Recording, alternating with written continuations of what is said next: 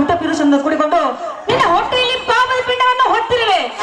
ಹೇಳೆ, ಯಾಕೆ ಯಾಕೆ ಮೌನವಾಗಿ ನಿಂತಿರುವೆ? ಹೇಳೆ, ಹೇಳು, ಈ ಹಾದರ ಪಿಂಡವನ್ನು ಹೊರಲಿಕ್ಕೆ ನಿನಗೆ ನಾಚಿಕೆ ಆಗಲಿಲ್ಲವೇನೆ?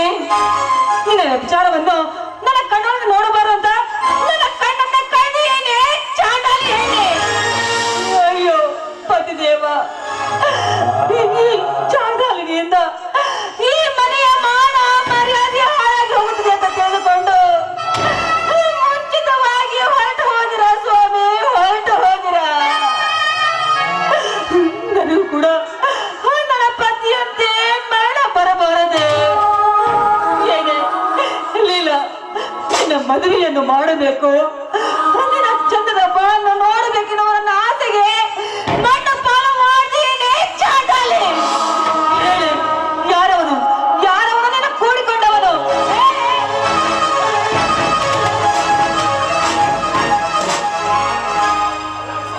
ಅವ ಅವರಿಗೆ ಸಿಕ್ಕ ಹಾಗೆ ಮಾತಾಡ್ಬೇಡ.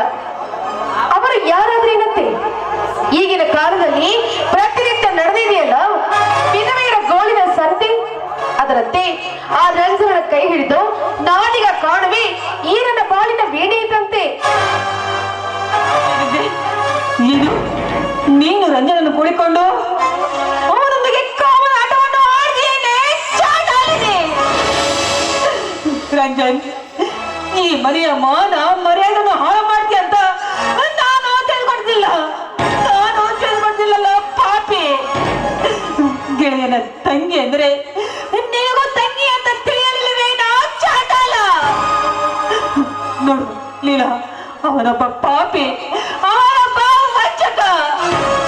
ಅವನೆಂದು ನಿನ್ನ ಕೈ ಹಿಡಿಯಲು ಒಪ್ಪುವನೇನೆ? ಒಪ್ಪುವನೇನೆ?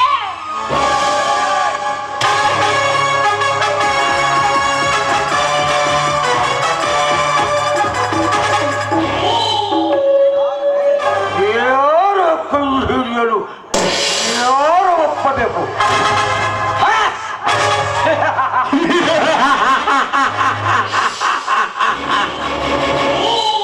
ರಂಜನ್, ಶಿಕ್ಕವರಿಗೆ ಹಾಸಿಗೆ ಹಾಕಿ ಶೀಲವನ್ನು ಹಾಳು ಮಾಡಿಕೊಂಡು ಹೊಲಸು ಸುಳೆ. ನಾನು ನಿನ್ನ ಕೈ ಹಿಡಿಯಲು ಒಪ್ಪಬೇಕೆ?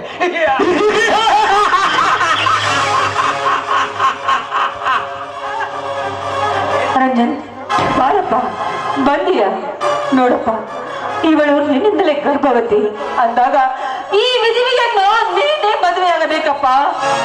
ಇವಳು ನಿನ್ನ ಸತಿ ಅಂದಾಗಲೇ ಬೇಗೋರು ನಿಮ್ಮಬ್ಬರ ಬಾಳ ಜ್ಯೋತಿ.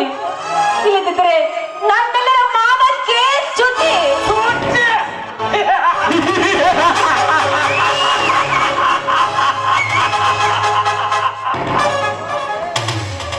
ಎಷ್ಟು ಹೋಗಿದೆ ನಿನ್ನೆಲ್ಲರ ಮತಿ. ಈಗ ಮಾನ ಅಪಮಾನಕ್ಕಾಗಿ ಮರುಗುತ್ತಿರುವ ನೀನು ಮಗಳನ್ನು ಮನವನ್ನಂತೆ ತಿಳಿಬಲಿಕೆ ಬಂದನು. ನಿನಗೆ ತಿಳಿಯಲಿಲ್ಲವೇನೆ ಬೈರಾವತಿ? ಈ ನಿನ್ನ ಮಗಳಾದ ಲೀಲೆಯ ಮೇಲೆ ನನ್ನ ಪ್ರೀತಿ ಇತ್ತರಲ್ಲವೇ ಇವಳನ್ನು ಸೊಸೆಯಾಗಬಹುದು. ಸೊಸೆಯೊಂದು ಕರೆಸಿಕೊಳ್ಳುವ ಶಬ್ದಕ್ಕೆ ಸಾವಿರಾರು ಮೈಲು ಅಂತರದಲ್ಲಿರುವ ಈ ನನ್ನ ಮಗಳನ್ನು ಕೈ ಹಿಡಿದು ನನ್ನ ಮಡದಿಯನ್ನಾಗಿ ಮಾಡಿಕೊಳ್ಳಲಿಕ್ಕೆ ನಾನೇನು ಮೂರ್ಖನಲ್ಲ. ಯಾರ ತನದಿಂದ ಜಡವಾದ ಪಿಂಡಾಂಡಕ್ಕೆ ಜನನಿಯಾಗುವ ಈ ನಿನ್ನ ಮಗಳು ಯಾರಿಗೆ?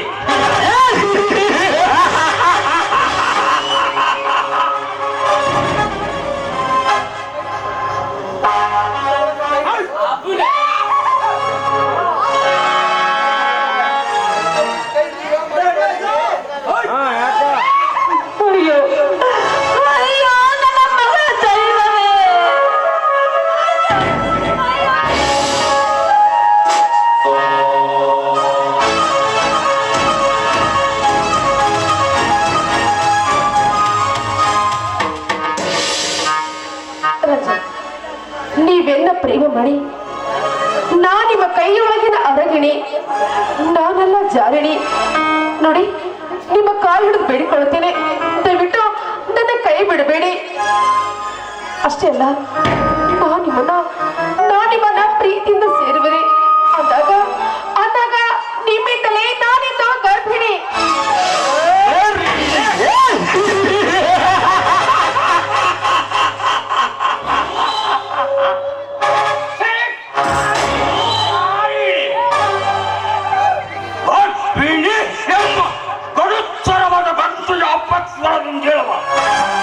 ನಿನ್ನ ನಾಗವನ್ನು ಕೇಳಲಾರೆ. ನನ್ನ ಬೇಬಿಚಾರದ ವ್ಯಾಪಾರಕ್ಕೆ ನಾನು ಮನಸೋಡಾಡಿ ನಿನ್ನನ್ನು ಕೈ ಹಿಡಿದು ಮಾನವಂತ ಸಮಾಜದಲ್ಲಿ ಅತಿ ಹೀನನಾಗಿ ಮಾನಕೇಡಿಯಾಗಿ ಬಾಳಲಾರೆ. ನಿನ್ನ ಇಂದಿಯ ಸುಖಕ್ಕಾಗಿ ಸರ್ವರನ್ನು ನಾಶ ಮಾಡಿದ ಮಹಾಪಾತಕಿ ಮನೆಯಲ್ಲಿ ಸತಿ ಸೋತುವೆ ಮೇಲೆ ಸುಳ್ಳಿನ ಆರೋಪವನ್ನು ಹೊರಿಸಿ ಅವಳನ್ನು ಮನೆ ಬಿಡಿಸಿದೆ. ನಿನ್ನ ವ್ಯಭಿಚಾರದ ವ್ಯಾಪಾರಕ್ಕೆ ಅತಿ ಆರೋಪವೆಂಬುದನ್ನು ಎತ್ತ ತಾಯಿಯ ಕಣ್ಣನ್ನು ನಿನ್ನ ಕೈಯಿಂದಲೇ ಕಳಚಿ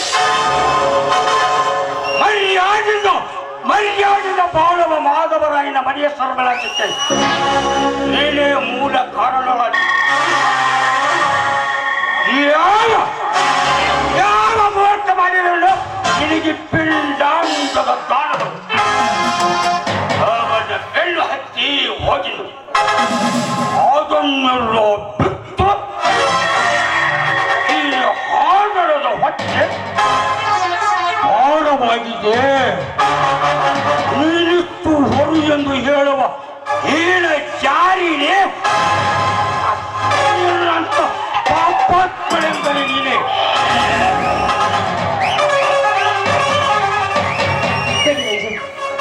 ದಯವಿಟ್ಟು ಹಾಗೆಲ್ಲ ಮಾತಾಡ್ಬೇಡಿ.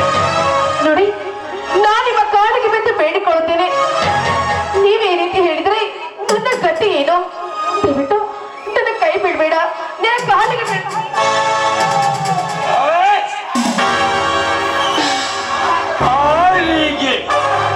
ಕಾಲಿಗೆ ನೀರು ಬಿದ್ದು ನೀನೆತ್ತು ಬೇಡಿಕೊಂಡರು ನಿನ್ನ ಸಲುವಾಗಿ ಕರುಣೆ ಬಾರದನಿಗೆ. ಎತ್ತ ತಾಯಿಯ ಕಣ್ಣನ್ನು ಕಳೆದ ನೀನು ಮುಂದೆ ನನಗೆ ಮೋಸ ಮಾಡದೆ ಬಿಡುವಿಯಾ? ಇಲ್ಲ, ಎಳ್ಳಷ್ಟು ಇಲ್ಲ ನಿನ್ನ ಮೇಲೆ ನನ್ನ ಪ್ರೀತಿ. ನನ್ನ ಪ್ರೀತಿಗೆ ಪಾತ್ರಳೇ ಸರಸ್ವತಿ. ಅದಕ್ಕಾಗಿ ಮಾಡಿರುವೆ ನಾನಿಷ್ಟು ಯುಕ್ತಿ. ಅವಳನ್ನು ಕೋರಬೇಕಾಗಿದೆ ನಾನೊಂದು ನನ್ನ ಅಂತರಂಗದ ಬೌದ್ಧಿಕದ ಶಾಂತಿ.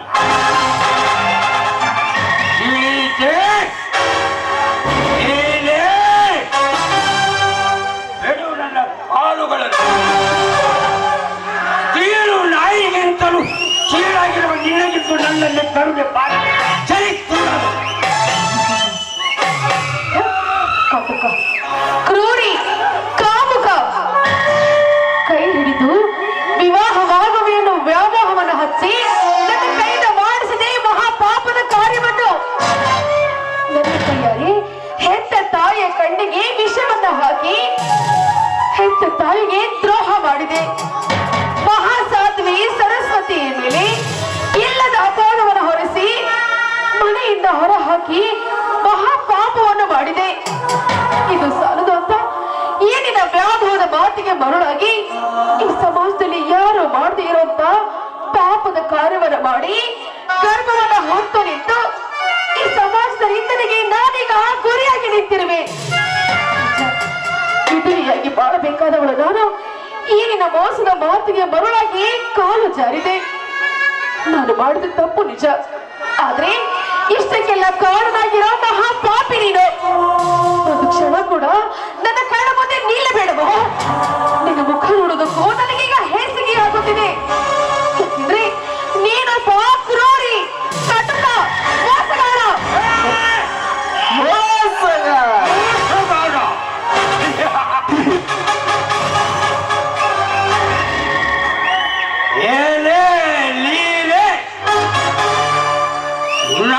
ಸವಿ ಮಾತಿಗೆ ಮರುಳಾಗಲಿಕ್ಕೆ ನೀನೇನು ಮತ್ತಿಲ್ಲದ ಮಂಕು ಹುಡುಗಿಯಲ್ಲ, ಹಳೆಯದ ಹುಡುಗಿ, ಅದರಲ್ಲಿ ವಿಧವಾ ತರುಣಿ. ನಿಮ್ಮಂಥ ವಿಧವಾ ತರುಣಿಯರನ್ನು ಮನೆಯಲ್ಲಿಟ್ಟುಕೊಳ್ಳಲಿಕ್ಕೆ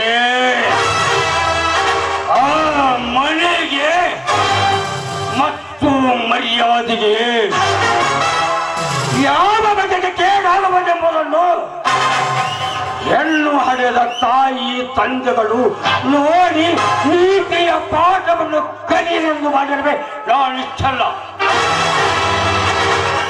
ಈ ನನ್ನ ದಾರುಣ್ಯದ ಸ್ಥಿತಿಯನ್ನು ಕಂಡು ಕಣ್ಣೀರು ಸುರಿಸಿ ಕೆಟ್ಟ ಕೃತಿಯನ್ನು ಸುಟ್ಟು ಹಾಕಿ ಅಂಚೆರೆಯಲಿ ಈ ಭಾರತದ ವಿಧವಾ ಸ್ತ್ರೀಯರು ವಿಧವೆಯರ ಮದುವೆಗೆ ಬೇಗನೆ ಸಮ್ಮತಿ ಕೊಡಲಿ ಈ ಸಮಾಜದ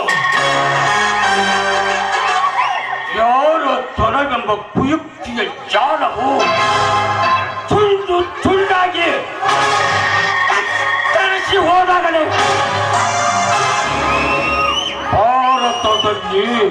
ಭಾರತದಲ್ಲಿ ಹದಿ ಬದಿ ಎಂಬ ಧರ್ಮ ಎತ್ತಿ ಹಣ್ಣಿನ ಮಳೆ ಬಿತ್ತು ದೇವತೆಗಳೆಲ್ಲ ಔಷಧದಿಂದ ಉಸುರಿಸಿ ಸಂತೋಷದಿಂದ ನಗಬರು.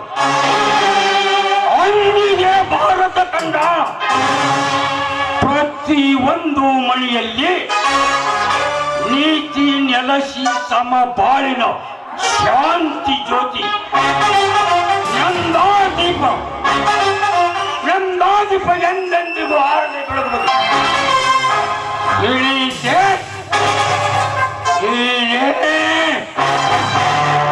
ನಿನ್ನ ಮೊದಲನೇ ಬಿಟ್ಟ ಪುರುಷನಾರುವವನ ಬೈತಾರೆ ಎಲ್ಲವೇ ನಿನ್ನ ವೇಷಾವೃತ್ತಿಗೆ ಕಾಲ್ಜರು.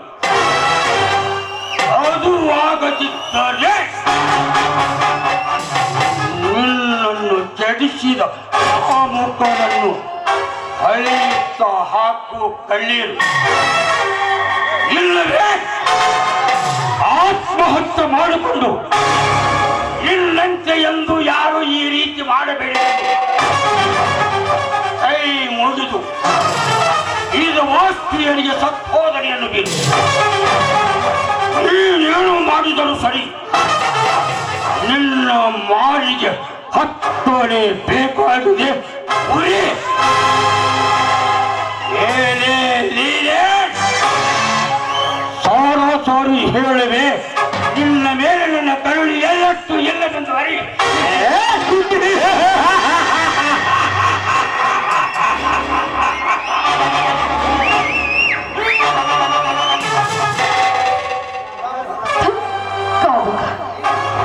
ನೀವಿಷ್ಟೊಂದು ನಿರ್ಧಾರದವನು ಅಂತ ನಾನು ಮೊದಲೇ ಅರ್ತಿದ್ರೆ ಈ ನನ್ನ ಬುದ್ಧಿಯನ್ನು ತಿದ್ದುಕೊಂಡು ಇಂಥ ಸ್ಥಿತಿಗೆ ಬರುವುದಾದ್ರೂ ತಪ್ಪಿ ಹೋಗುತ್ತಿತ್ತು.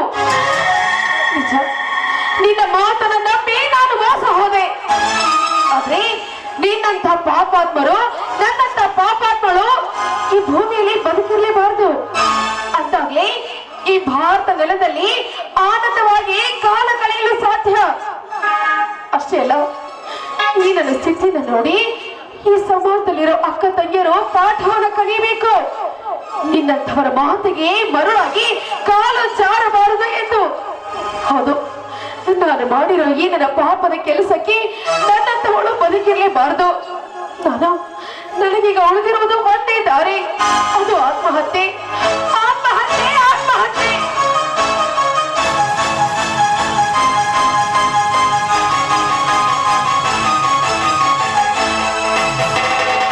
ಆತ್ಮಹತ್ಯೆ ಇದು ಯಾವ ಅರ್ಥ ಧ್ವನಿಯನ್ನು ಕೇಳುತ್ತಲಿರುವೆ?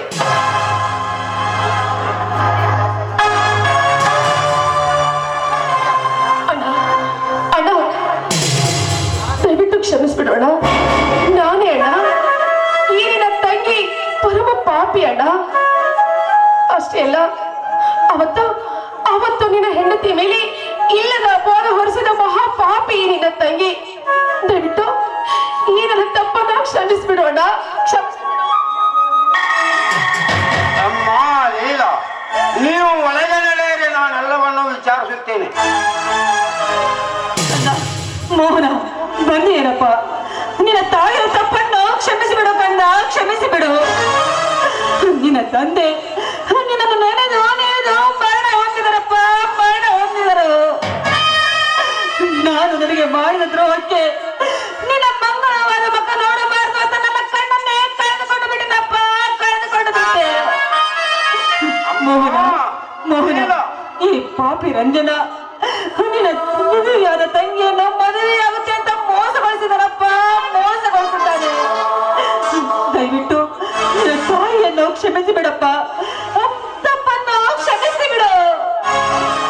ಲೀಲ, ನೀವು ಒಳಗೆ ನಡೆಯಿರಿ, ನಾನೆಲ್ಲವನ್ನು ವಿಚಾರಿಸುತ್ತೇನೆ.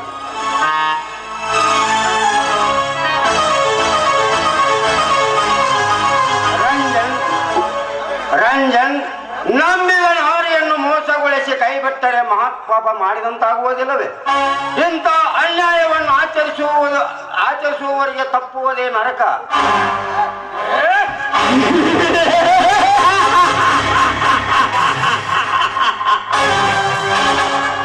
ಯಾವುದನ್ನು ತಿಳಿಯದೆ ಮಾತಾಡುವ ನೀನಪ್ಪ ತರುಣಿಯಾದ ನನ್ನ ತಂಗಿ ಅಣ್ಣನ ಗೆಳೆಯನು ನನಗೂ ಅಣ್ಣನ ಸಮಾನವೆಂದೆರಿಯದು. ಚಾರತನವನ್ನು ಆಚರಿಸಿದ ಈಗ ಈ ನಿನ್ನ ತಂಗಿ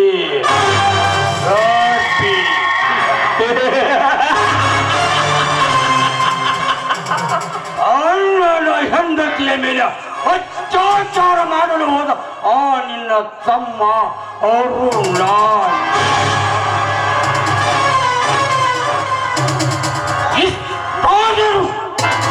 ಇಷ್ಟಾದರೂ ಜೀವನದಲ್ಲಿ ಆ ನಿನ್ನ ಹೆಂಡತಿ ಜಾರಿ ಮನೆಯಲ್ಲಿ ನಡೆಯುತ್ತಿರುವ ಪಾಪ ಕೃತಿಯನ್ನು ಕಂಡು ಸಣ್ಣ ಮಗಳಿಂದಲೇ ಕಣ್ಣು ಕಳೆದುಕೊಂಡ ಈ ನಿನ್ನ ಮಲತಾಯಿ ನರಕ ಕುಂಡದ ಕುಳಿ ಇವರೆಲ್ಲರ ಮಧ್ಯದಲ್ಲಿ ನಿಂತಿರುವ ನೀನೊಬ್ಬ ಅಜ್ಞಾನಿ. ಎಲ್ಲೋ ಮೋಹನ, ಇಂತಾಗಿರುವುದು ಈ ನಿನ್ನ ಬಾಳ ನಾಟಕದ ಡೋರಿ. ನಿನ್ನ ಸುತ್ತಮುತ್ತ ತಡೆಗಟ್ಟಿ ನಿಲ್ಲಿಸಿರುವುದು ಈ ಪಾಪ ಪುಷ್ಕರುಣಿ. ಈ ಪಾಪ ಪುಷ್ಕರುಣಿಯನ್ನು ವಸ್ತು ಬುದ್ಧಿಯಿಂದ ಎತ್ತಾಗಲೇ ನೀರಾಗಬೇಸುತ್ತಾನೆ. ಏನೋ ಮೋಹನ, ಆಗ ಸಾಗಬಂದು ನಿಲ್ಲಿಸುವ ಸುತ್ತ ಬಾಳ ನಾಟಕದ ನಿನ್ನ ಡೋರಿ.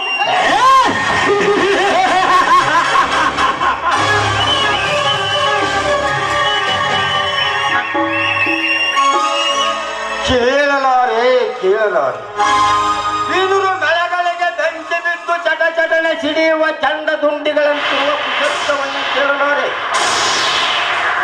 ಕೆಟ್ಟ ಶಬ್ದಗಳನ್ನು ಒಟ್ಟುಗೂಡಿಸಿ ಕೆಟ್ಟಿದ ಖಡ್ಗದ ಮನೆಗೆ ನಿಂದೆ ನೀರ್ಗೂಡಿಸಿ ನೀತಿ ಬಾಯಿ ಕಿರಲೆಂದು ಜನರ ಕೈ ಒಳಗಿನ ಜಲಪಿಸುತ್ತಿರುವ ಖಡ್ಗದ ಹೊಡೆತಕ್ಕೆ ನೂರಾರು ಹೋಳಾಗಿ ಹೋಯಿತೆ ಮೋಹನನ ಬಾಳು.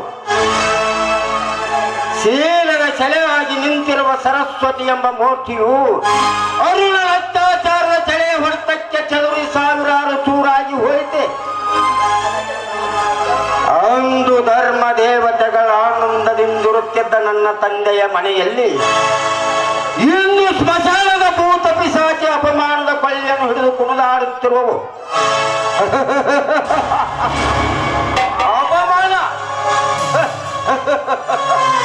ಎಂದು ಅರಿತು ಹೋಗದ ಅಪಮಾನ.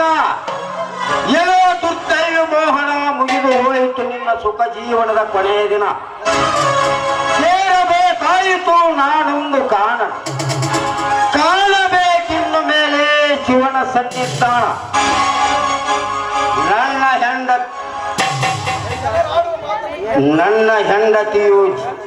ನನ್ನ ಹೆಂಡತಿ ಸರಸ್ವತಿ ಎಂದು ಕುಣಿದಾಡುತ್ತಿದ್ದ ಮೋಹನನ ಮೋಕ್ಷ ಮನವೇ ಇಂದು ಜನರಾಡುವ ಶಾಲಿನಿಯಾದ ಸರಸ್ವತಿಯ ಗಂಡನೆಂದು ಜನರಾಡುವ ಮಾತನ್ನು ಕೈವಳ ಪಟ್ಟು ಕಣ್ಣೀರು ಸುರಿಸಬೇಕಾಯಿತೆ.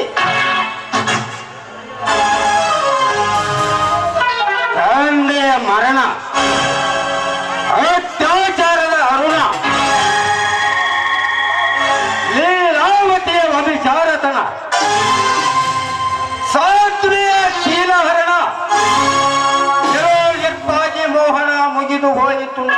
ಜೀವನದ ಕೊನೆ ಸೇರಬೇಕಾಯಿತು ನಾನೆಂದು ಕಾಣನ ಕಾಣಬೇಕಿನ್ನು ಮೇಲೆ ಶಿವನ ಸನ್ನಿಧಾನ ನನ್ನ ಹೆಂಡತಿ ಸರಸ್ವತಿಯು ಗ್ರಹಿಣೆ ಅಲ್ಲ